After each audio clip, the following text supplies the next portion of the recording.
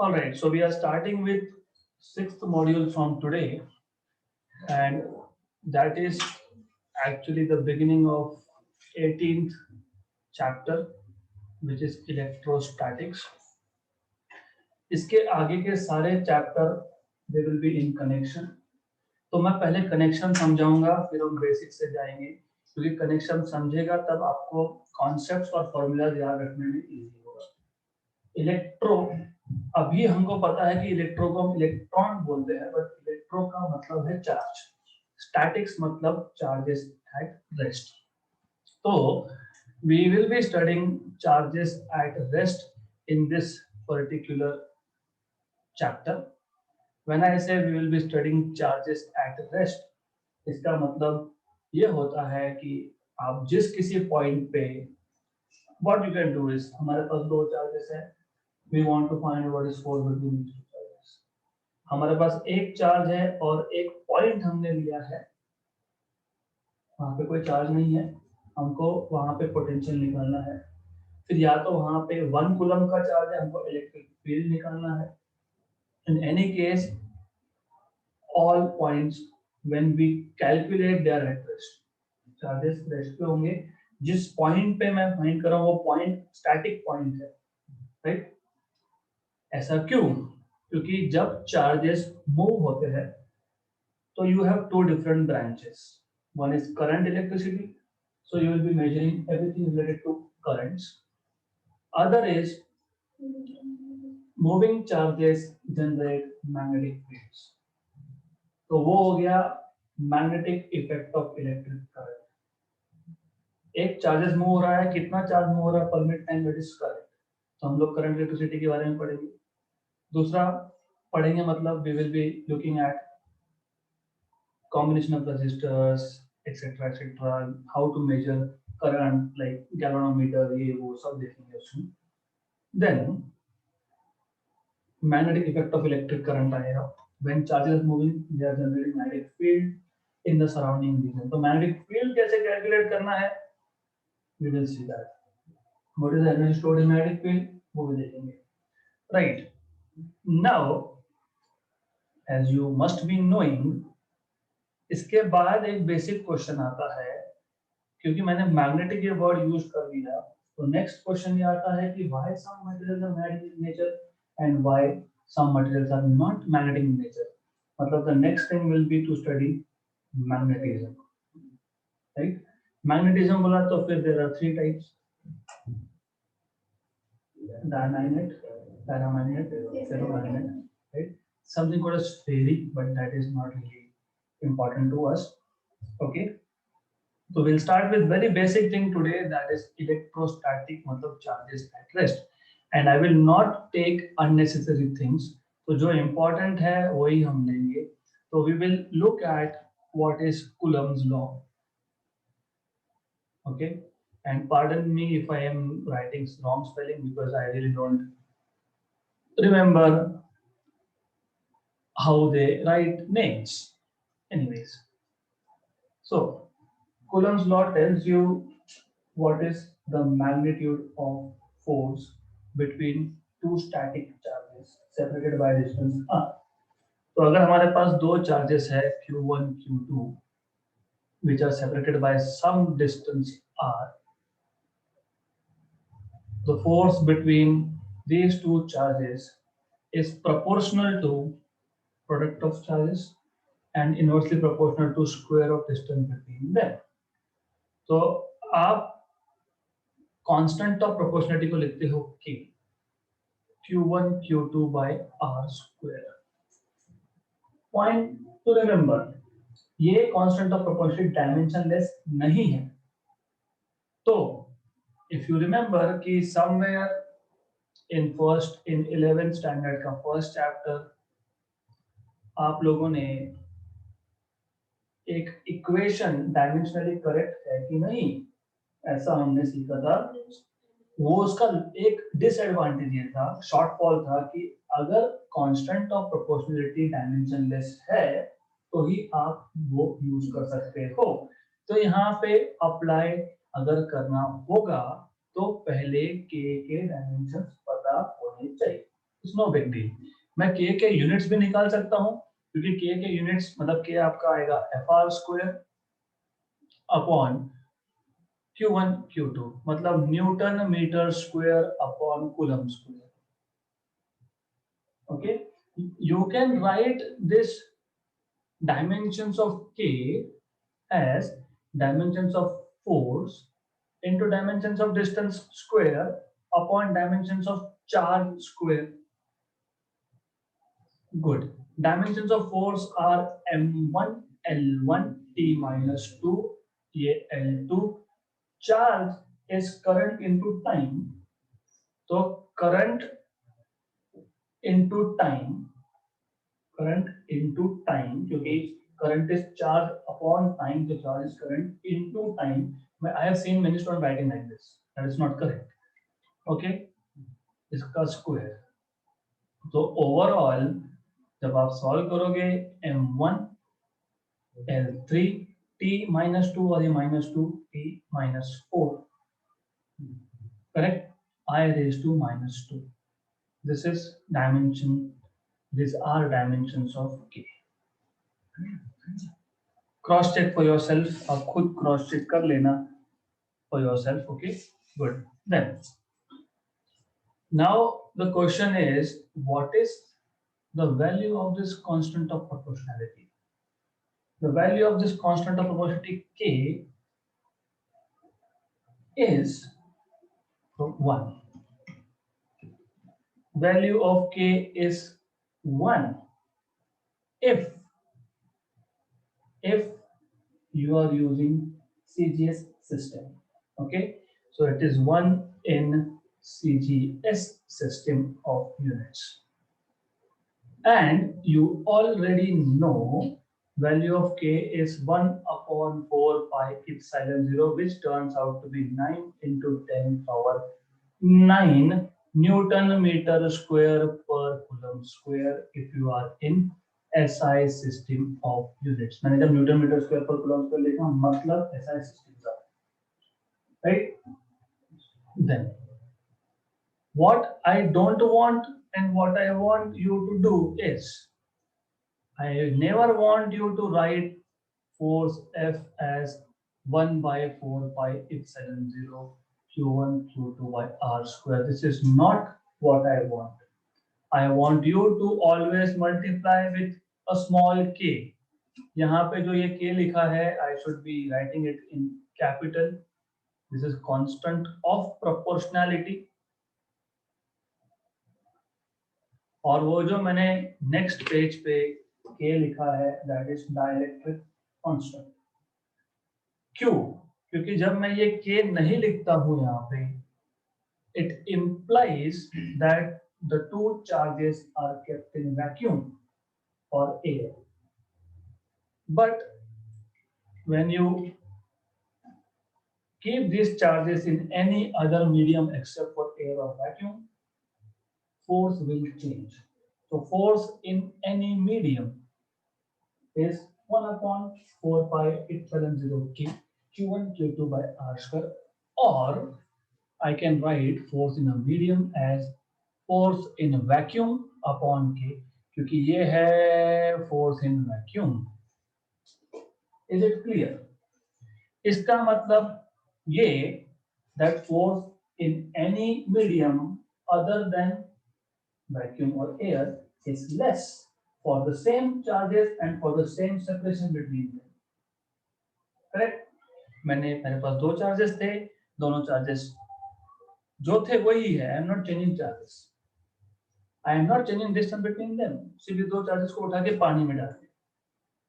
Dielectric constant for water is 80, if I remember correctly. जो भी होगा, तो फोर्स कम हो जाएगा उस केस में. करेक्ट? ऐसे question they appear in the form of 3 questions. But then you can even write this as epsilon 0. ये k को आप लिख सकते हो epsilon r, where epsilon r is nothing but simply epsilon. Epsilon 0 is permittivity of free space. Epsilon is permittivity of medium. Epsilon r is relative permittivity. Relative permittivity मतलब ratio of permittivity of medium to that of free space. Correct? तो या तो आप k लिखो, that is dielectric constant, या फिर आप epsilon r लिखो, that is relative permittivity. और epsilon मतलब in short I can write this as 1/4 by epsilon. Otherwise I want you to write down like this, or I want you to remember like this, or simply write epsilon. Do not put epsilon 0 unless they tell you that charges are kept in vacuum or air, or unless they don't tell you anything. Okay, good, right? तो epsilon r relative permittivity होता है, that is ratio of permittivity of medium to that of permittivity of free space or vacuum. Good, right? Then ये जो कुछ भी हमने लिखा है, we are talking about forces. हमने अभी तक magnitude of force की बात की. Okay, we also want to consider direction. So we will want to write it in vector form.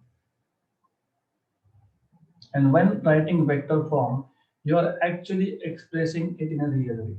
क्यों? क्योंकि हमको पता है, आपको पता है, हमने पहले देखा है न्यूटन्स लॉज ऑफ मोशन में, न्यूटन का तीसरा law, every action has equal and opposite reaction, which means force always and always is a couple. Force is never singular. इसका मतलब ये है कि अगर मैं दो चार्जेस लेता हूं, एक Q1 है, दूसरा Q2 है, तो सबसे पहले while writing down force, I need to specify किस पे फोर्स लग रहा है, कौन फोर्स लगा रहा है. तो force on 2 due to 1, force on 2 due to 1. और दोनों अगर मैंने पॉजिटिव चार्जेस लिए हैं, तो 2 पे Q2 पे जो फोर्स लगेगा 1 लगाएगा, और दोनों पॉजिटिव है तो 1 उसको बोलेगा गो अवे. तो गो अवे मतलब रिपल्शन, क्योंकि दोनों पॉजिटिव थे, right? Since they both were positive, तो ये जो है ये रिपल्सिव फोर्स है. तो you should know this. Okay, तो in any case this force is repulsive force. इसका मतलब क्या? इसका मतलब मैं इसको लिख सकता हूं कि अभी के में वो एप्सिलॉन 0 सब आ गया, राइट?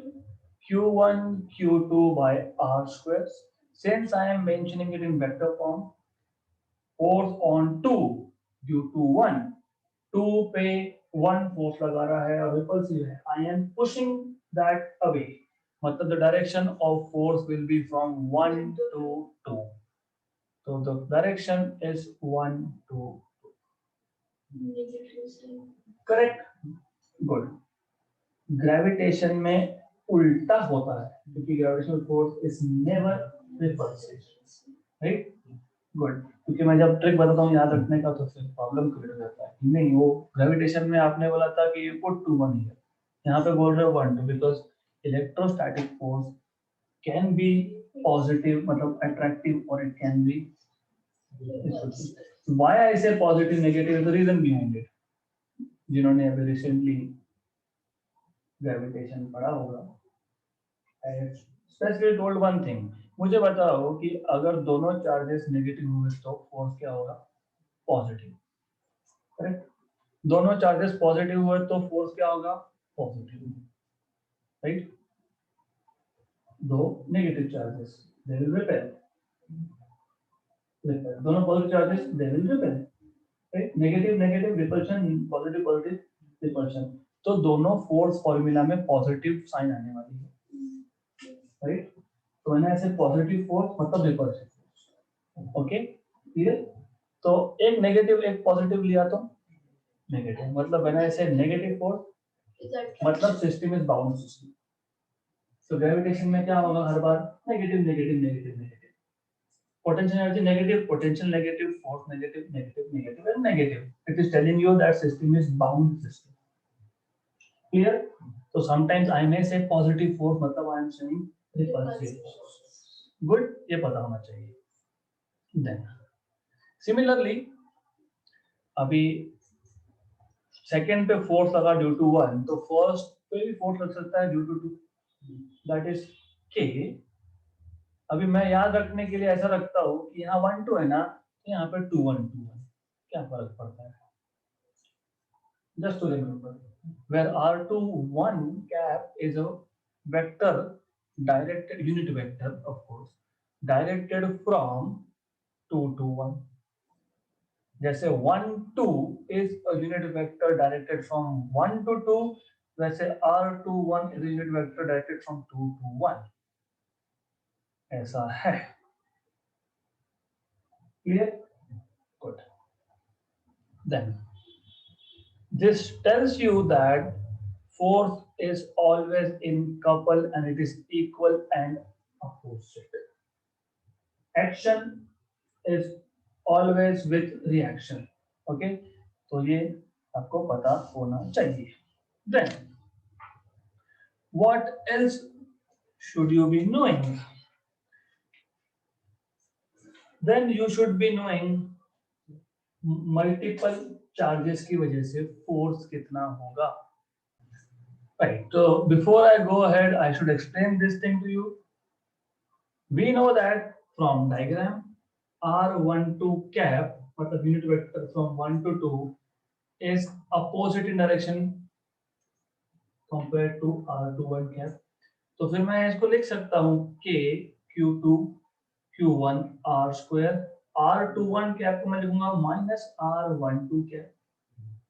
तो मैं इसको लिख सकता हूँ F12 bar is equal to minus K Q1 Q2 by R square R12 cap. But this was force on 2 due to 1. तो ऐसे आता है वो.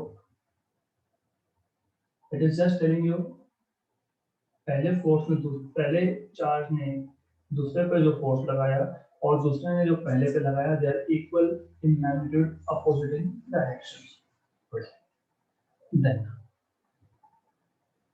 next thing is we need to know what is the force due to multiple charges. The force between multiple electric charges, या तो आप इसको बोल सकते हो principle of superposition. Force between multiple electric charges.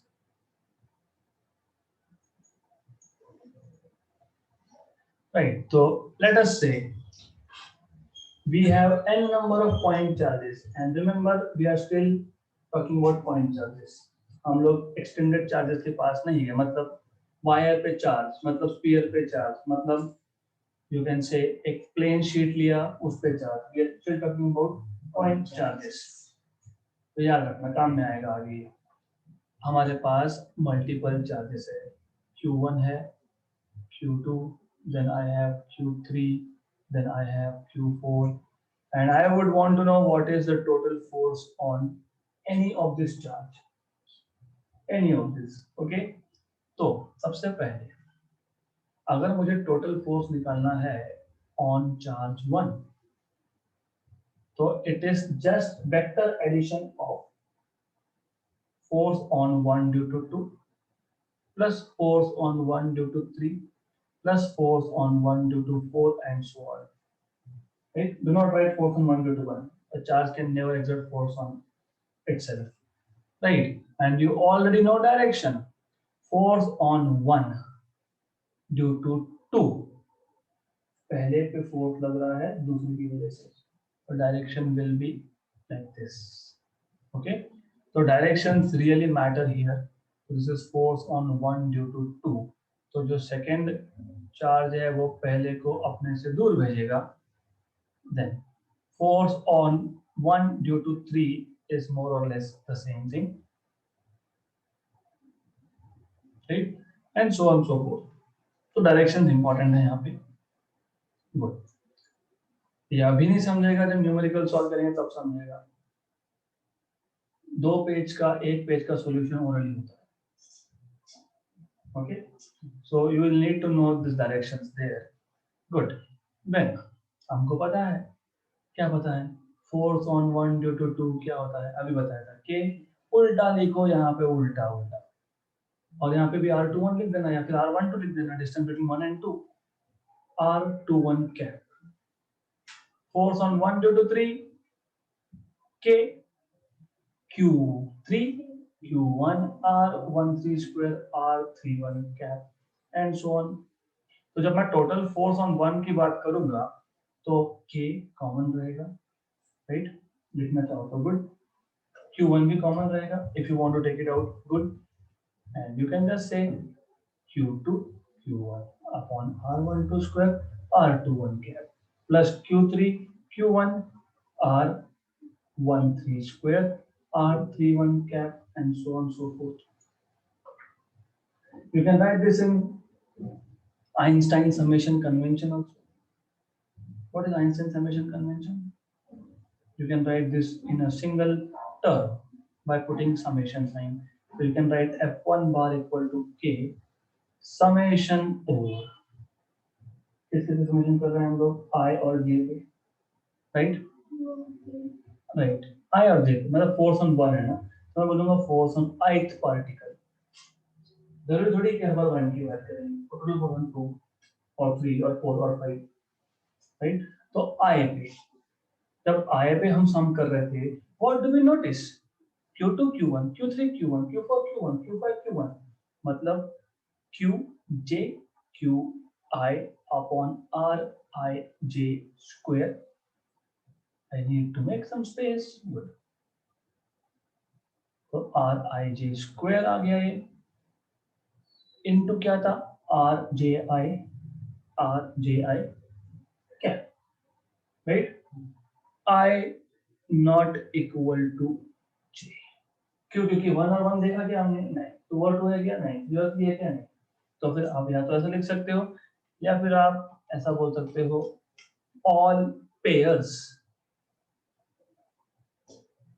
Right. तो ये है आइंस्टाइन समेशन कन्वेंशन के फॉर्म में notation of total force on ith particle, right. This is important to know, जरूरी है. You will realise why soon. This is same supervision principle by the way. Then you also need to know कि जैसे अब हमारे पास ये जो charge distribution था, एक चार्ज यहाँ पे एक यहाँ पे, ऐसा जो चार्ज डिस्ट्रीब्यूशन होता है उसको क्या बोलते हैं हम लोग? Discrete charge distribution. क्यों डिस्क्रीट? एक चार्ज कहीं पे है, दूसरा कहीं पे है, तीसरा कहीं पे है, and in between there is nothing. That is called as discrete charge distribution. Similarly, you may have continuous charge distribution. Continuous charge distribution मतलब हम अलग अलग पॉइंट चार्जेस को इतना पास में लाएंगे कि there will be no distance left in between them. उसमें तीन टाइप. पहला है लीनियर चार्ज डेंसिटी. हमारे पास एक लाइन है जिसका लेंथ मान लो आप L है, उस पर टोटल चार्ज Q है. तो how much is charge per unit length, that is denoted by lambda. तो यहाँ पे इलेक्ट्रोस्टैटिक्स में लैम्बडा मतलब लीनियर चार्ज डेंसिटी. इसका यूनिट क्या आएगा? Coulomb per metre. Then you may have a surface like a square, rectangle, two-dimensional surface, circle, right? और surface of sphere, volume नहीं बोल रहा हूँ, surface of sphere. और आपने उसकी सरफेस पे Q चार्ज डाला है, टोटल एरिया A है, then you denoted by sigma which is charge per unit area. एक मीटर स्क्वायर में कितना charge. Then the third is this is superficial या फिर surface charge density, coulomb per metre square. Then you may have volume charge density. And volume charge density का मतलब होता है how much charge is there per unit volume. तो coulomb per metre cube. Then once you know this, I mean there's no connection between electric field and this, but I'm just going with the flow. Electric field intensity हमको define करना पड़ेगा, जिसको हम लोग in short electric field बोलते हैं. तो electric field intensity से पहले आपको पता होना चाहिए what is electric field. What is electric field? What do you understand by electric field? The space around the charge where other charges experience the force of attraction of the field. Yes. So the region around a charge in which another charge experiences force of attraction or repulsion is called electric field. Question ये आता है कि if I have this charge Q1, मैं आगे से इसको Q1 नहीं बोलूंगा, मैं इसको बोलूंगा सोर्स चार्ज. और आपको भी यही करना है, not to get confuse. Source charge मतलब मैं इस चार्ज की इलेक्ट्रिक फील्ड की बात कर रहा हूं. फिर इसके प्रॉक्सिमिटी में, इसके नियर बाय में मैं दूसरा चार्ज रखता हूं test charge. As he said कि टेस्ट चार्ज पे फोर्स लगेगा, मतलब test charge will experience a force. My question is कि क्या टेस्ट चार्ज को कहीं पे भी रख दिया whether it will experience same force? No. इसका मतलब इलेक्ट्रिक फील्ड मतलब स्पेस सराउंडिंग अ चार्ज जहां पे दूसरा चार्ज फोर्स एक्सपीरियंस करेगा is not the same everywhere. It changes with distance, right? तो how do you say it changes with distance? तो हम क्या बोलते हैं?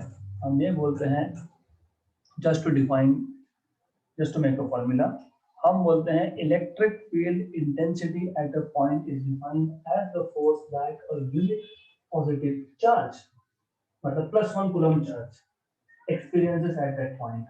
मैंने अगर ए पॉइंट पे टेस्ट चार्ज रख दिया और टेस्ट चार्ज की वैल्यू अगर मैंने +1 कूलम कर दी, तो +1 कूलम चार्ज जितना भी फोर्स एक्सपीरियंस करेगा उस पॉइंट पे, उसको बोलेंगे electric field. Electric field intensity at a point is defined as a force experienced by unit positive charge at that point. Correct? Clear? Good. तो अब मैं बताता हूँ कि मैंने क्यों बोला था QT लिखने के लिए. मान लो दोनों में डिस्टेंस R है. Of course straight line distance है वो. Do we know what is force between these two? K Q1 मतलब Q source Q test by R square. Electric field के डेफिनेशन के अकॉर्डिंग टेस्ट चार्ज की value क्या होनी चाहिए? नहीं है मेरे पास 1 कूलम का चार्ज, फिर मैं इलेक्ट्रिक फील्ड डिफाइन नहीं करूंगा. हमारे पास नहीं है, हमारे पास 2 कूलम है, 5 है, 10 है, 15 है, एक छोड़ के सब है. क्या करेंगे फिर ऐसा करेंगे, फोर्स लेंगे, है ना, टेस्ट चार्ज को फोर्स से ही डिवाइड कर देंगे. फोर्स से डिवाइड करेंगे मतलब का ये होता है कि I am forcefully making this test charge to go to unity. क्यों यूनिटी? जब मैं फोर्स के साथ इसको डिवाइड करूंगा तो K QS QT by R square into QT, मतलब मैं इसको कैंसल कर रहा हूं. राइट? गुड. तो ये फोर्सफुली इसको 1 करने के बाद, मतलब QT से डिवाइड करने के बाद जो कुछ भी बचेगा उसको आप बोलते हो इलेक्ट्रिक फील्ड. किसका इलेक्ट्रिक फील्ड? सोर्स चार्ज का इलेक्ट्रिक.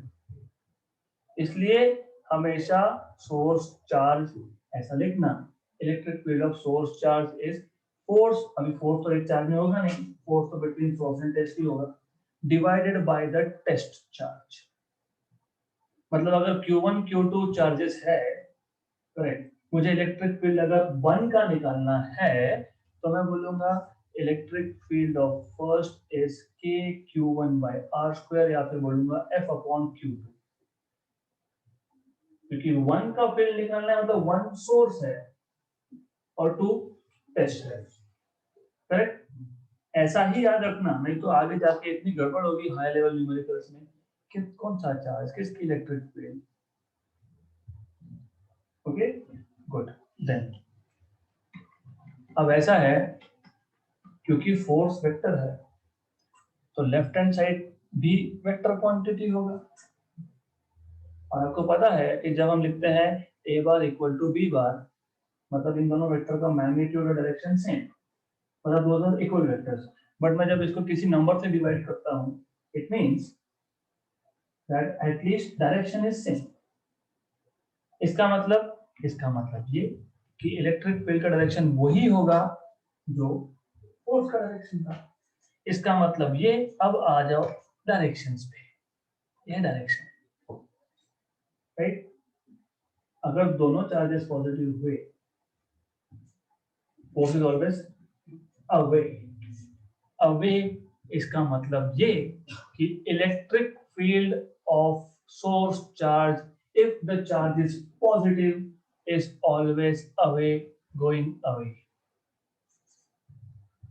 ओके, तो इलेक्ट्रिक फील्ड का डायरेक्शन वही होगा जो फोर्स का डायरेक्शन होगा, प्रोवाइडेड पॉजिटिव चार्ज है, राइट। अब ऐसा क्यों करते हैं? ऐसा इसलिए करते हैं क्योंकि कन्वेंशन ऐसा क्यों करते हैं, कन्वेंशन ऐसा इसलिए करते हैं क्योंकि कुछ तो लेना पड़ेगा ना, या पॉजिटिव या नेगेटिव लेना ही पड़ेगा हमको। तो अभी अगर नेगेटिव लिया तो कितना वियर्ड दिखेगा, हर जगह पे माइनस माइनस माइनस आएगा ना, माइनस फोर्स में माइनस आएगा, फिर फोर्स माइनस आया तो यहाँ माइनस आएगा, यहाँ माइनस आया तो यहाँ भी माइनस आएगा। तो हम लोग कन्वेंशनली बोलते हैं, एक्चुअली रियलिटी में नेगेटिव लेना चाहिए इन रियलिटी, बट अभी ठीक है, we want to make some kind of convention. Okay, good, right. Is this all that you want to know? यहीं से आता है आपका इलेक्ट्रिक फील्ड लाइंस। अब इलेक्ट्रिक फील्ड लाइंस को डिफाइन कैसे किया? हमने बोला कि हमारे पास एक पॉजिटिव चार्ज है, फिर अगर उस पॉजिटिव चार्ज की प्रॉक्सिमिटी में, नियर बाय में मैंने +1 कूलम चार्ज रख दिया, तो ये +1 कूलम चार्ज जिस डायरेक्शन में मूव होगा वहां पे लाइन ड्रॉ कर देंगे और बोलेंगे वो इलेक्ट्रिक फील्ड लाइन। इसलिए आप पॉइंट चार्ज की जब बात करते हो तो आप बोलते हो electric field lines are going away, तो they are radial in direction because they are going radially outwards. लेकिन अगर उसके नियर बाय में मैंने एक नेगेटिव चार्ज रख दिया होता तो पॉजिटिव +1 को धक्का देगा, नेगेटिव उसको अट्रैक्ट करेगा, तो this charge will go like this. फिर आप बोलते हो electric field lines always start from positive charge and end at negative charge, right. Good, ये याद रखना। क्यों याद रखना, समझेगा अभी। नेवर इंटरसेक्ट, मैंने इंटरसेक्ट करवा दिया इसको। They never intersect, electric field lines never intersect. And जब हम फ्लक्स सीखेंगे तब मैं ये भी बताऊंगा कि एट एनी पॉइंट, मुझे इस पॉइंट पे अगर इलेक्ट्रिक फील्ड का स्ट्रेंथ निकालना है तो मैं यहाँ पे एक एरर रखूंगा, मैं देखूंगा कितने लाइंस पास हो रहे हैं नॉर्मली, मतलब फ्लक्स, जितना ज्यादा फ्लक्स उतना ज्यादा इलेक्ट्रिक फील्ड इंटेंसिटी। गुड, ये कुछ बेसिक्स था जो बताना चाहिए आपको, राइट। तो at least you know this, the direction of electric field is same as that of force. Good. Then what else do we want to know? अभी हम लोग डिराइव करने के चक्कर में जाएंगे नहीं, we are not going to derive because हमको ऑलरेडी पता है इलेक्ट्रिक फील्ड का फॉर्मूला यहाँ पे आ ही गया, K QS by R² या फिर F/QT। Then What else do we want to know? Electric field lines, I'm not going to talk about it. Then we should be knowing what is electrical potential energy and what is electric potential. फिर हम लोग dipole देखेंगे. तो first of all, what is electrical या electrostatic potential energy? Electric या electrostatic potential energy.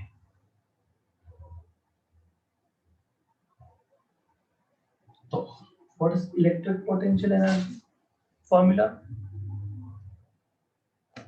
तो बता दो कम से कम. QX upon R. KQ upon R. KQ upon R. मैंने potential KQ1 Q2 upon R. हाँ Sorry. R1 R square KQ upon R. KQ upon R square. Okay. सिर्फ R. So the thing is, that is where you need to understand concept. Okay.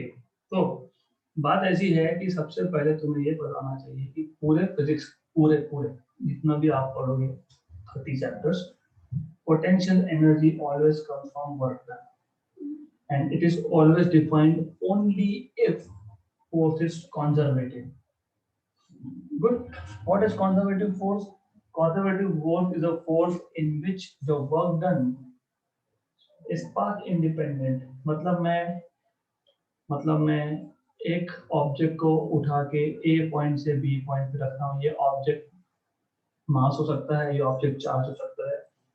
मैं उसको किसी भी path से कैसा भी लेके जाऊं, but if the initial and final position is they are same and if the work done independent of path, doesn't matter आप कौन से पाथ से ले गए, then that force is called as conservative force.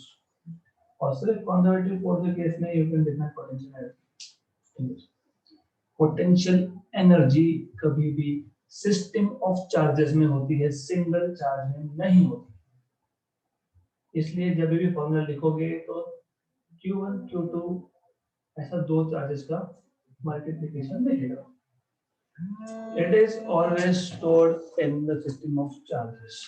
Okay, good. Then just a minute.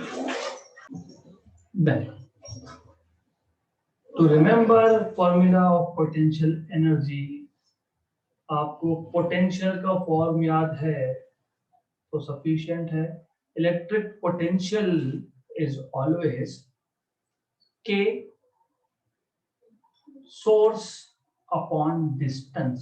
क्योंकि जब मैं potential बोलता हूं तो potential of a source charge at some point के, उस ए पॉइंट पे दूसरा चार्ज नहीं है.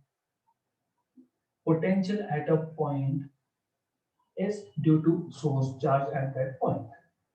Good. अगर ये याद है तो फिर आपको पोटेंशियल एनर्जी का फॉर्मूला याद रखना इजी होगा. कैसे? जैसे बताया, potential energy is stored in the system of charges. मेरे पास एक भी चार्ज नहीं है. अब मैं पहला चार्ज ला रहा हूं, मैं इंफिनिटी से पहला चार्ज ला रहा हूं. No work is done. क्यों वर्क डन नहीं हुआ?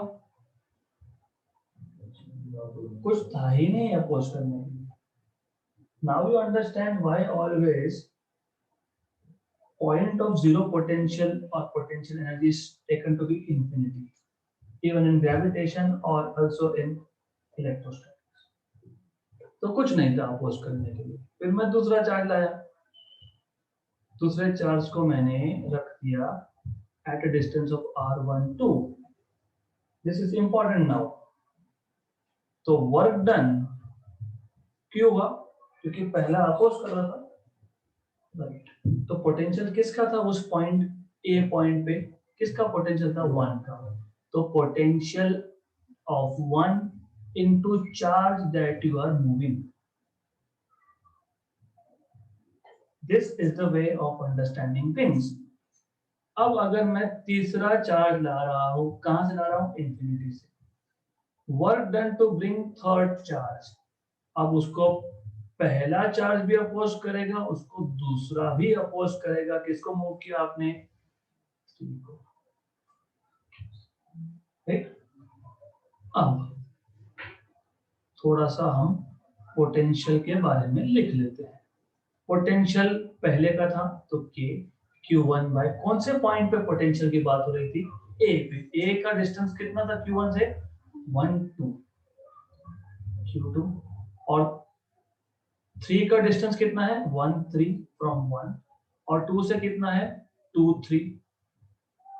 तो जब work done to bring third charge लिखोगे तो पोटेंशियल ड्यू टू 1, पहले चार्ज ने पोटेंशियल लगाया ना, तो के Q1 by distance between 1 point and 3 point, plus दूसरे ने लगाया ना, तो के Q2 upon R23 into Q3। Clear है? पक्का? No doubts until this point. Third charge जब हम लाए तो दो ने अपोज किया, फर्स्ट ने सेकेंड ने। तो V1 Q3 plus V2 Q3। V1 potential of first charge कहाँ पे? जहाँ पे थर्ड चार्ज को रखने वाले हो। तो डिस्टेंस कितना था उनका? 1 3। तो 1 V2 कहाँ पे? V2 कहाँ पे? जहाँ पे आप थर्ड, तो R23। तो ये तो 3 का है, ऐसा 10 का भी कर सकते हैं हम लोग, और थोड़ा लंबा होगा equation. So what is total work done, by the way? Work done to bring first charge, that is 0, to bring second charge, to bring third charge. So 0 plus K Q1 Q2 by R12 plus K Q1 Q3 by R13 plus K Q2 Q3 by R23। ऐसा 4 अगर लाए तो फिर तो 6 term बनेगी। 5 लाए तो पता नहीं कितना।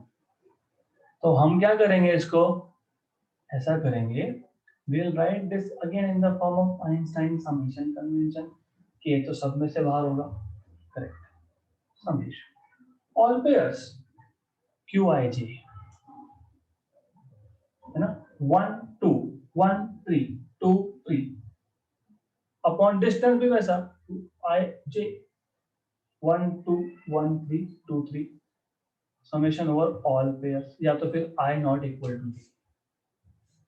हो गया आपका वर्क डन का फॉर्मूला। और ये work done is energy. Energy can neither be created nor be destroyed. कहाँ गया फिर? It is stored in this system of charges. It is not stored in a single charge, it is stored in the configuration. इसलिए बोलते हैं potential energy is energy possessed by a body और a charge on account of its location or position, right? तो it is stored in the form of potential energy। मतलब single charge में energy नहीं होगा, right? क्योंकि system of charges में charge configuration में store होगा। हाँ, सिंगल चार्ज में एनर्जी कब होगा? वो भी होगा। कब होगा? जब external electric field already present था। वो कहाँ से आया? We don't care. है electric field, I don't care कहाँ से आया। Good, right. तो जैसे अभी आपने यहाँ पे वर्क डन का फॉर्मूला लिखा था ना, वर्क डन का फॉर्मूला। वर्क डन का फॉर्मूला क्या था? पोटेंशियल, ऑलरेडी पोटेंशियल जो था वो into the charge that you are bringing. अब हर बार ऐसा नहीं है, अब ऐसा भी सकता है कि मेरे पास सोर्स चार्ज है, राइट? मेरे पास टेस्ट चार्ज है। इस टेस्ट चार्ज को मैं ए से बी पे मूव कर रहा हूं। ऑलरेडी सोर्स चार्ज भी था, टेस्ट भी था। I am moving from A to B. तो I am moving from A to B. किसको? टेस्ट चार्ज को। तो इस केस में वर्क डन जो होता है that is difference of potential between the two points. मतलब it is final potential minus initial potential into test charge. This is how you find out work done, right? Because we are talking about this, let's talk about something called as equipotential surface. As we just saw कि potential किस पे depend करता है, source charge पे, क्योंकि source charge पे potential की बात की है, अपॉन डिस्टेंस पे। मेरे पास एक पॉइंट चार्ज है सोर्स, और मैं एक स्फीयर की बात कर रहा हूं। What is the distance of sphere from the centre, any point R R, ये भी आर, ये भी आर, वो भी आर, सो और आर आर। सोर्स चार्ज भी सेम था, डिस्टेंस भी सेम है। तो मैं अगर ए पॉइंट से बी पॉइंट पे चार्ज को ले जा रहा हूं, दिस सरफेस इज इक्विपोटेंशियल। क्यों? क्योंकि पोटेंशियल किस पर डिपेंड करता है, चार्ज और डिस्टेंस। चार्ज भी वही है, डिस्टेंस भी वही है। तो such surfaces where potential is same, और potential is a scalar quantity. फिर आप बोलोगे नहीं नहीं, इलेक्ट्रिक फील्ड सेम नहीं है यहाँ पे। Electric field is always radially outwards. Electric field A point पे इस डायरेक्शन में पॉइंट कर रहा है, बी पॉइंट पे it is pointing somewhere else. So equipotential surface is a surface where potential at all points are same. Clear? So जब potential same, तो काय का work done? VB and VA equal है, तो zero. So work done in moving a charge on an equipotential surface is zero. There is no work done to move. फिर आप बोलोगे logically भी है, अभी ये कब पड़ा है यहाँ पे? इस पे अर्थ का ग्रेविटेशनल पोटेंशियल एक्ट हो रहा है। करेक्ट। पोटेंशियल किस पर डिपेंड करेगा, mass of earth and distance of this from centre of earth. Correct. फिर मुझे इसको यहाँ से दूसरे पॉइंट तक मूव करना है, वर्क डन करना पड़ा या नहीं? तो इक्विपोटेंशियल सरफेस हो गया ना। ये पॉइंट क्या, दूसरा पॉइंट क्या, स्टेबल के ऊपर, दोनों के लिए तो पोटेंशियल अर्थ का है और डिस्टेंस वर्क डन करना पड़ा या नहीं? ग्रेविटी के रिस्पेक्ट में नहीं। Do you remember friction? Yes.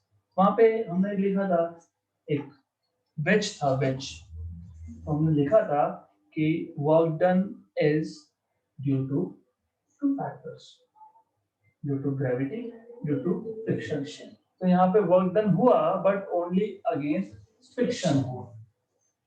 Correct. Friction नहीं होता तो वर्क डन नहीं होता। Good. So you should know this.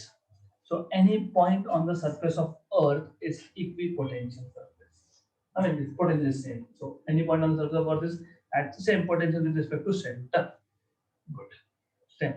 अब इसके derivation में हम लोग जाएंगे नहीं. I don't want to derive this. We know what is potential formula. So just for a quick recap.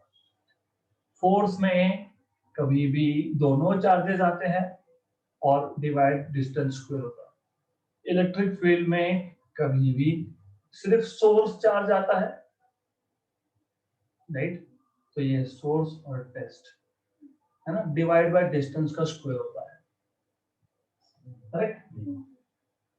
Potential में सिर्फ सोर्स और डिवाइड बाय डिस्टेंस होता है, स्क्वायर नहीं होता। पोटेंशियल एनर्जी में दोनों चार्जेस आते हैं, डिवाइड बाय डिस्टेंस होता है, स्क्वायर नहीं होता। याद रहेगा? तो आर स्क्वायर कहाँ आएगा? Force and electric field. Why did I tell you? Because यहाँ पे इलेक्ट्रिक फील्ड, पोटेंशियल, ये सिंगल चार्ज की बात कर रहे है ना। एक सोर्स चार्ज था, एक टेस्ट चार्ज था, तो सोर्स चार्ज था तो उसका इलेक्ट्रिक फील्ड, सोर्स चार्ज था तो उसका पोटेंशियल, दो चार्जेस है तो उनका potential energy. Then you must have heard something called as electric dipole.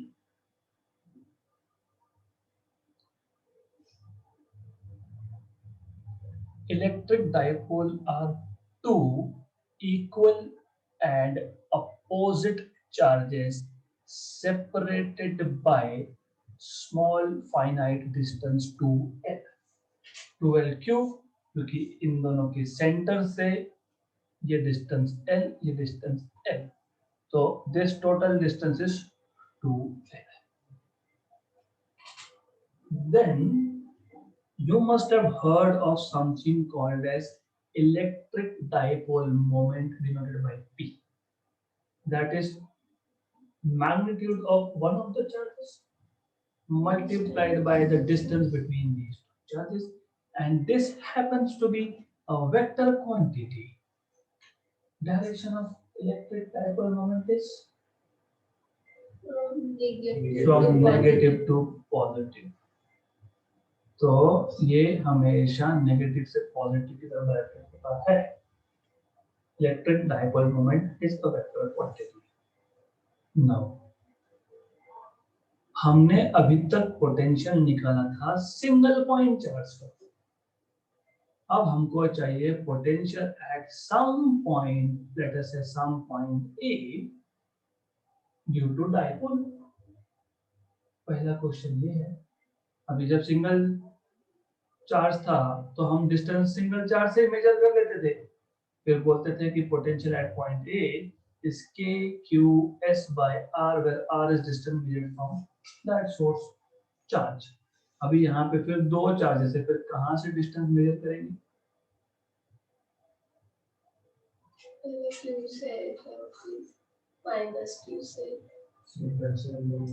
उनके सेंटर से. तो you always measure distance from the center of two charges up to the point where you are supposed to find out potential.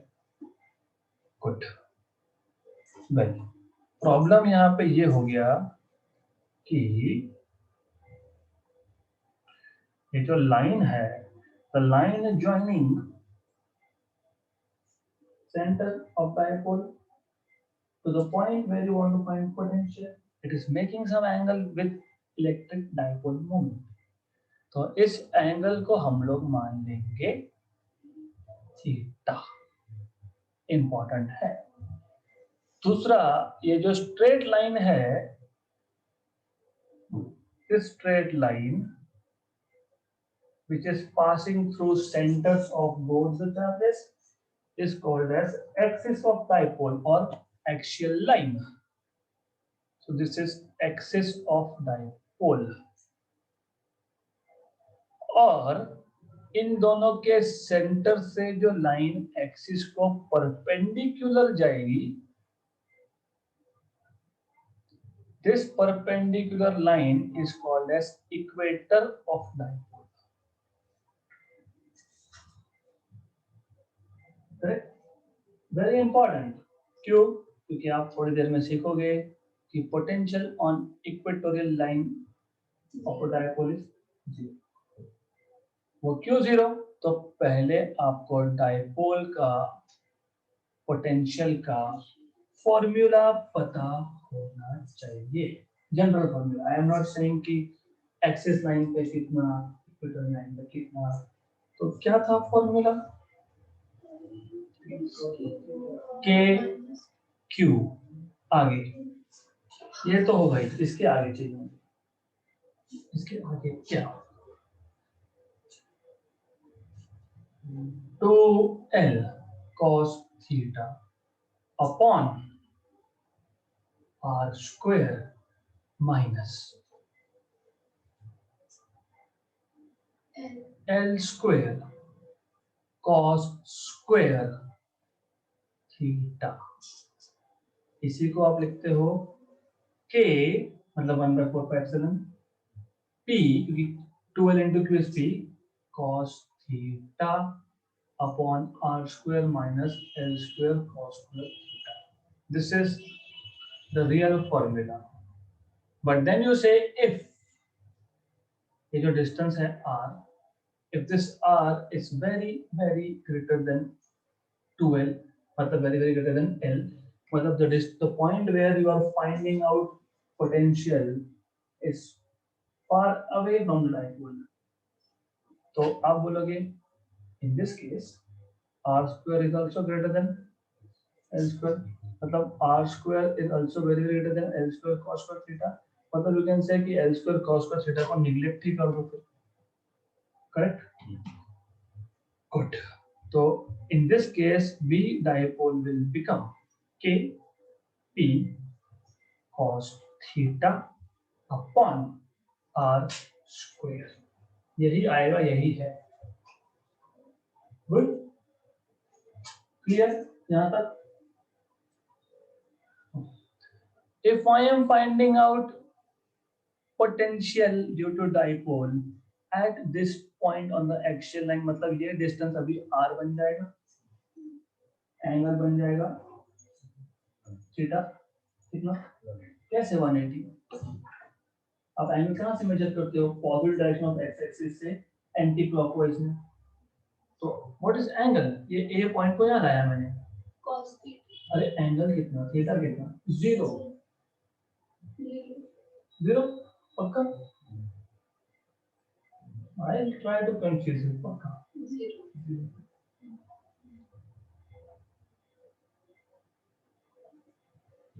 ऐसे major करते हैं 0. तो 0 180. Good. Why 180? Because direction पे ध्यान नहीं है आपका. Direction of dipole is from negative to positive. अभी बराबर है. अब अगर मैंने बोला कि ये ए पॉइंट यहाँ पे है तो 0. क्यों, नेगेटिव से पॉजिटिव होता है. पी है कि नहीं इसमें, बस राइट. नेगेटिव से पॉजिटिव, ये एक डायरेक्शन था नेगेटिव से पॉजिटिव. आपका पॉइंट पहले ऊपर था, अभी नीचे रख दिया, और अभी 0 डिग्री है. अभी एंगल बढ़ रहा है 90 हो गया. फिर अब जब डाइपोल मोमेंट की अपोजिट डायरेक्शन में जाएगा तो 180 होगा.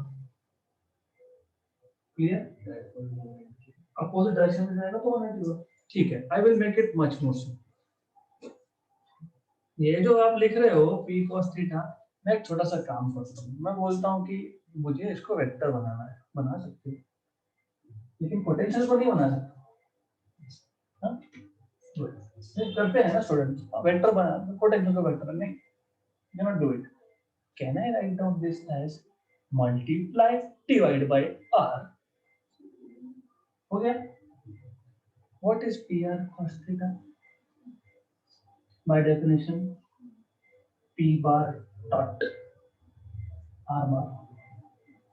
तो आप इसको ऐसा भी लिख सकते हो कि R से मल्टीप्लाई डिवाइड कर दो. तो आप लिख सकते हो इसको K P bar dot R bar by R cube. I don't like doing this. मुझे पसंद नहीं है. फिर मैं क्या करूंगा, मैं बोलूंगा नहीं, P bar dot R cap, क्योंकि यूनिट वेक्टर का मैग्नीट्यूड होता है 1. तो यहाँ पे मैंने 1 लिखा ही था बाय डिफॉल्ट, सिर्फ उसको भी लिख रहा हूँ, ऑफिशियली लिख रहा हूँ मैग्नीट्यूड ऑफ. तो मतलब इससे क्या हुआ कि मुझे r क्यूब नहीं करना पड़ा. करेक्ट, ठीक है. अब r कैप को डिफाइन कर दो. क्या है r कैप, ये है r कैप, नेगेटिव से पॉजिटिव. करेक्ट. अब जब पॉइंट यहाँ पे है, पॉइंट यहाँ पे है, direction of p bar is negative to positive, direction of r cap is negative to positive. What is angle now? अरे p बार का डायरेक्शन क्या था, नेगेटिव से पॉजिटिव. r कैप कहां से कहां डिफाइन किया, तो व्हाट इज एंगल नाउ? अरे बाबा 0. मुझे एक बात समझाओ, r कैप कहां से कहां डिफाइन किया, नेगेटिव से पॉजिटिव, ये r कैप. p बार कहां से कहां डिफाइन था, माइनस से प्लस.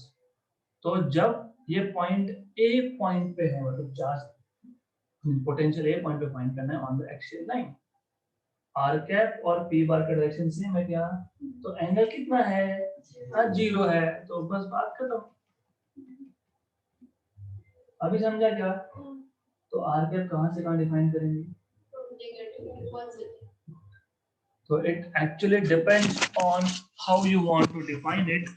ऐसा भी लिख सकते हो, I prefer you writing one of these two equations.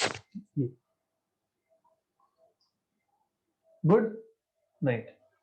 So if I ask you what is the dipole, what is the potential due to dipole at point A? Cos of 0. What is cos 0? 1. मतलब it will be Kp by R square. What is here on the equatorial line? 90. Cos 90 is 0. तो dipole का potential equatorial line पे 0 होगा. What is over here?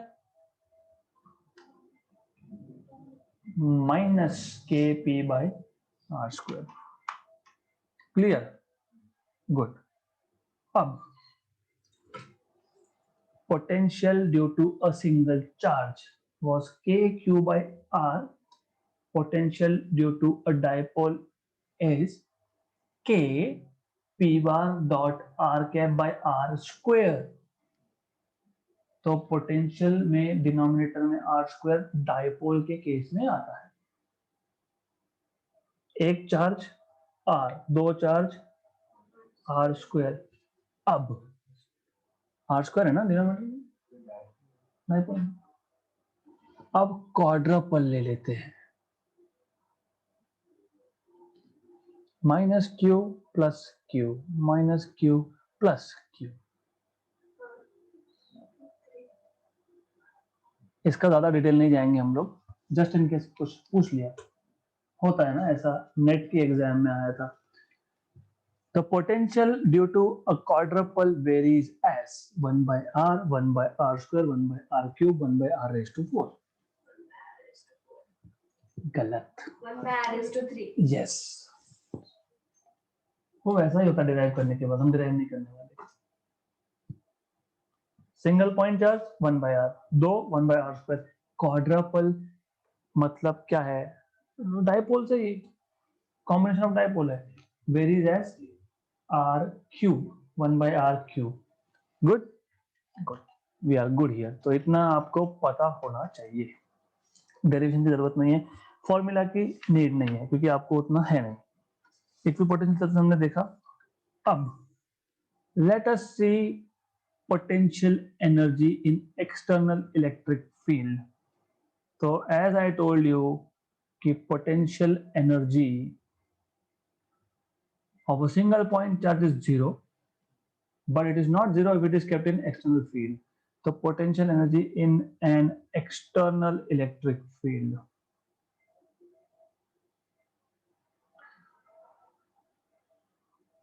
पहला, of a point charge.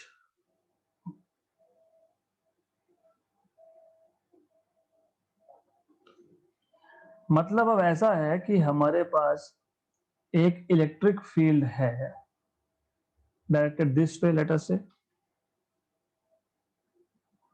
Okay, ऐसा एक electric field है, यहाँ पे एक पॉइंट चार्ज है Q in this field, somewhere in this field, right? What is potential energy here? What is potential energy if electric field is E and potential due to electric field is V?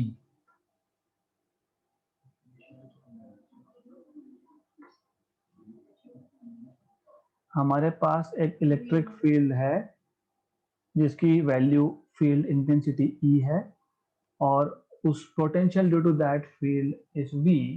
What is potential energy stored in this point charge? हाँ, EV के QV. What was work done formula? Potential into charge. तो वही है, सिर्फ यहाँ पे जो potential है ना, this potential V is potential. वहां पे पोटेंशियल क्या था? वहां पे था पोटेंशियल ऑफ फर्स्ट चार्ज. यहाँ पे फर्स्ट चार्ज एक ही तो चार्ज है, फिर यहाँ पे potential of external electric field है.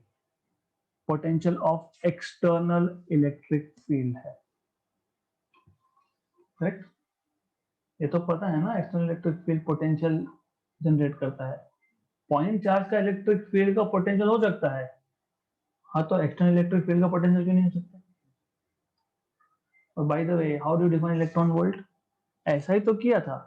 आपने क्या बोला था? हमारे पास एक इलेक्ट्रॉन है एट रेस्ट, इसके आजू बाजू आगे पीछे ऊपर नीचे कुछ नहीं है, नथिंग नथिंग नथिंग। अब हमने इसको एक इलेक्ट्रिक फील्ड में रखा, उस इलेक्ट्रिक फील्ड का potential difference across these two plates was 1 volt. फिर ये अगर नेगेटिव है, ये पॉजिटिव है, तो this electron starts, it is attracted towards positive plate, मतलब इट स्टार्ट्स मूविंग, मतलब इट इज गेटिंग एक्सीलरेटेड, मतलब it is gaining kinetic energy, मतलब ये 1 वोल्ट के पोटेंशियल डिफरेंस में जितना एनर्जी गेन करेगा, कौन सा energy? Kinetic energy, that is 1 electron volt. फिर यहाँ भी तो आपने एक्सटर्नल इलेक्ट्रिक फील्ड रखा था जिसका पोटेंशियल 1 वोल्ट है, या तो पोटेंशियल डिफरेंस 1 वोल्ट का, तो एक्सटर्नल फील्ड का पोटेंशियल होता है। ओके, डिफाइन ही वैसे करते हो। How do you define potential? to define something upon length, और उसको बोल दिया something upon length, something upon length. What is V by D? What is V by D? Electric field. तो इलेक्ट्रिक फील्ड को define ही ऐसे करते हो, potential difference या पोटेंशियल पर unit length. Yes, that is electric field. Good, ये हो गया एक पॉइंट चार्ज का। ओके, अब ऐसा है, मैं 2 पॉइंट चार्ज के लिए भी बात कर सकता हूं, ऑफ 2 पॉइंट चार्जेस। देखो बहुत इजी है ये, ठीक है, I'll make it easy। मान लो कि यहां पे ऑलरेडी इलेक्ट्रिक फील्ड था, okay, and I am talking about some reference system, मतलब हमने पहले ही एक्स वाई जेड एक्सिस, यहाँ पे ओरिजिन कोऑर्डिनेट सिस्टम हमने ऑलरेडी लेके रखा है। गुड, अब ऐसा है, if I am bringing first charge, कहां से लाएंगे first charge? Infinity, and I want to keep it here at a position vector of r1, ऐसा मान लेते हैं, राइट? किसको लाए? q1 को लाए। तो work done to bring first charge from infinity at location r1 will be what? Potential due to external field into the charge that you are moving, correct? तो इस केस में वर्क डन 0 नहीं है, वही हमने यहां लिखा है, राइट? ये टेस्ट चार्ज था जो मूव कर रहा था, ऐसा। I am bringing second charge which I want to keep it at location, मतलब position vector r2. What is the work done to bring this charge? VQ1 plus VQ2. तो second charge को जब आप लाओगे तो सेकेंड चार्ज को दो, yes, मतलब पहले तो एक्सटर्नल फील्ड का पोटेंशियल अपोज करेगा, फिर पहले चार्ज का पोटेंशियल अपोज करेगा। What is total work done? अभी 2 ही पॉइंट की बात की मैंने, तीसरा चार्ज लाए नहीं हम लोग, 2 ही चार्जेस लाए हैं। तो this is just addition, VQ1 plus VQ2 plus V1Q2, right? या फिर आप बोल सकते हो VQ1 प्लस Q2, क्योंकि इन दोनों को जब लाए थे तो एक्सटर्नल फील्ड ने दोनों को ही अपोज किया, लेकिन एडिशनली जब दूसरा आया तो पहला पहले से प्रेजेंट था तो पहले ने भी अपोज किया। This is how you remember formulas. इसको आप 3 4 4 5 6 के लिए भी आप एक्सटेंड कर सकते हो, याद रहेगा? याद रहेगा पक्का? So let me bring third charge. Let me see how much you remember.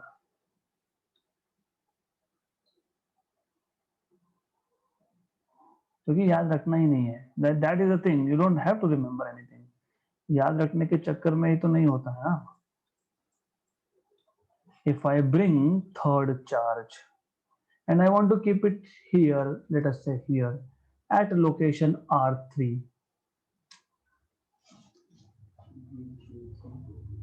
इसको एक्सटर्नल अपोज करेगा, इसको पहला अपोज करेगा, इसको दूसरा भी अपोज करेगा. Q3, Q3 and Q3. तो जब आप ऐड करोगे टोटल तो 3 टर्म्स और ऐड हो जाएगी उसमें. करेक्ट. तो you have to do this way. तो याद रखना नहीं, you just have to understand. उसको समझ लो. 2 तक सफिशिएंट है. अब हम लोग डाइपोल को भी तो एक्सटर्नल फील्ड में रख सकते हैं. We can keep dipole in an external field. तो उसका कितना पोटेंशियल एनर्जी होगा. So we are keeping dipole in external field. ये सबसे इजी केस है इनफैक्ट. कैसे. तो हमारे पास ऑलरेडी इलेक्ट्रिक फील्ड है. Let us say it is directed this way. तो हमारे पास ऑलरेडी इलेक्ट्रिक फील्ड है ऐसा. इसमें मैंने इलेक्ट्रिक डाइपोल को रख दिया.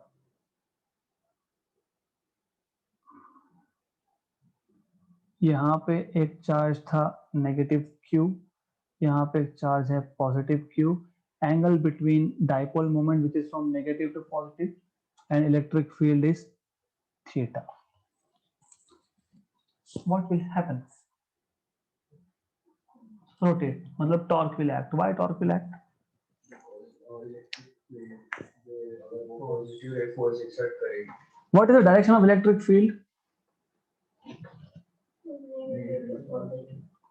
अच्छा, नेगेटिव टू पॉजिटिव होता है. तो वो सिंगल पॉइंट चार्ज कैसे आगे क्यों जा रहा था. फिर वो पॉजिटिव टू नेगेटिव होता है. ओके. तो मतलब एक्सटर्नल इलेक्ट्रिक फील्ड का ये पॉजिटिव है, ये नेगेटिव है. Okay. So negative charge will be attracted, मतलब force will be in this direction. और पॉजिटिव चार्ज के लिए force will be here. Correct. इसका मतलब ये है कि there are 2 equal and opposite forces acting at 2 different points. So they don't cancel, they produce rotational effect. So there will be torque acting on this dipole. Good. There will be torque. Torque acting on the dipole is defined as magnitude of one of the forces. What is force? Q into E, and this is minus Q into E. But by definition, torque is magnitude mod value of one of the forces into perpendicular distance between 2 parallel forces. याद रखो, वो force ऊपर मैं F1 बोल देता हूँ और ये F2 है which is negative QE. वो एक ऊपर है, ये एक नीचे है, राइट. और ये जो 2L है, this is not the minimum distance between 2 forces. This is distance between 2 charges on the dipole. Minimum distance is always perpendicular. तो ऐसा करेंगे, इसको एक्सटेंड कर लेंगे, फिर यहाँ पे लाइन ड्रॉप कर देंगे. ये हो गया minimum distance. And how do you find out minimum distance. ये एंगल थीटा, तो ये एंगल भी थीटा. तो क्या करेंगे फिर. अब इसको अगर डिस्टेंस को मैं बोल देता हूँ y, मान लो y, तो मुझे y चाहिए, राइट. तो I have to take sin theta. So if I take sin theta is opposite side upon hypotenuse. So y is 2L. Torque is QE. Y is 2L sin theta. But 2L into Q is P. तो मैं इसको लिखूंगा PE sin theta. मतलब torque in vector form is P bar cross E bar. अभी तो सिर्फ torque देखा हमने, अभी तो एनर्जी की पोटेंशियल की बात ही नहीं की. क्या हुआ, आपने डायपोल को रखा एक्सटर्नल फील्ड में, उसने टॉर्क की वजह से डायपोल को रोटेट करने की कोशिश की है. हमको रोटेट नहीं होने देना है, या तो हमको रोटेशनल इफेक्ट को नलिफाई करना है, एक्सटर्नल टॉर्क लगाना पड़ेगा. तो वो जो एक्सटर्नल टॉर्क लगाओगे वो वर्क डन करेगा, और वो जो वर्क डन है ड्यू टू एक्सटर्नल टॉर्क, वो सम इनिशियल एंगल से फाइनल एंगल तक वापस से इस डायपोल को रोटेट करवाने वाला है. राइट, पहले ऑलरेडी रोटेट हो गया, हमको क्या करना है, हमको रोटेट नहीं होने देना है, मतलब एक्सटर्नल टॉर्क लगाना पड़ेगा. अब एक गाड़ी मूव हो रही है विथ सम फोर्स 10 न्यूटन, मुझे उसको नहीं मूव होने देना, तो क्या करूंगा मैं, अपोजिट. तो टॉर्क क्या करता है, टॉर्क रोटेशनल इफेक्ट प्रोड्यूस करता है, मुझे रोटेट नहीं होने देना, तो फिर मैं अपोजिट टॉर्क लगाऊंगा, एक्सटर्नल टॉर्क लगाऊंगा. तो अगर पहले उसने 10 डिग्री का एंगल कवर कर लिया, तो मुझे वापस से उसको 10 डिग्री ऑपोजिट डायरेक्शन में जाना है, मतलब some theta initial to theta final. तो इंटीग्रेशन भी थीटा पे ही होगा. क्लियर, वेरिएबल थीटा है ना, एंगल चेंज हो रहा है, बाकी वो चेंज हुआ, क्यों चेंज हुआ, क्या 12 चेंज हुआ, क्या इलेक्ट्रिक फील्ड चेंज किया गया, हाँ तो क्या चेंज हुआ, हाँ तो फिर इंटीग्रेशन थीटा पे करोगे. गुड, ये वर्क डन कहाँ जाएगा, stored in the form of potential energy of electric dipole in an external field. पर हमको पता है एक्सटर्नल टॉर्क और जो रोटेशनल टॉर्क है they are equal in magnitude, है ना. तो P E sine theta D theta, तो पी कांस्टेंट था, ई कांस्टेंट था, साइन थीटा का इंटीग्रेशन किसको पता है, कॉस बोलोगे तो minus cos theta from theta naught to theta. तो मुझे ये नेगेटिव साइन नहीं चाहिए, तो मैं साइंस को मतलब लिमिट्स को उल्टा कर लेता हूं. तो potential energy is P E cos of initial angle minus cos of final angle. Good, then अब मान लेते हैं कि इनिशियली ये जो आपके पास डायपोल था वो ऐसा था, ऐसा था मतलब परपेंडिकुलर टू इलेक्ट्रिक फील्ड, मतलब इनिशियल एंगल कितना 90 डिग्री, 90 डिग्री. तो initial angle if theta 0 is 90, मतलब dipole is perpendicular to electric field, है ना. This is what it means. Good, तो इस केस में potential energy U will be P E cos of 90 minus cos of final angle, that is minus PE cos theta, क्योंकि cos 90 था 0 0 0, cos 90 0. अगर initially angle 0 होता, मतलब initially अगर dipole आपका in the direction of field होता, in the direction of field होता, तो एंगल कितना 0. तो अगर इनिशियल एंगल 0 होता तो potential energy would have been PE cos of 0 minus cos of final angle, मतलब पीई 1 माइनस cos थीटा. अब मैंने ये पूछा, अगर an electric dipole is kept in external electric field which is initially aligned, what is the work done to make it perpendicular? Initially aligned मतलब ये 1 minus cos theta, perpendicular मतलब मैं 90 degree से रोटेट करूंगा, final angle theta is 90. PE, what is the work done to make it anti-parallel? 180. Yes, 0 initial cos of 180 minus 1 minus of minus 2p. Correct, good. तो इतना आज के लिए sufficient है. We'll continue this point onwards in the next session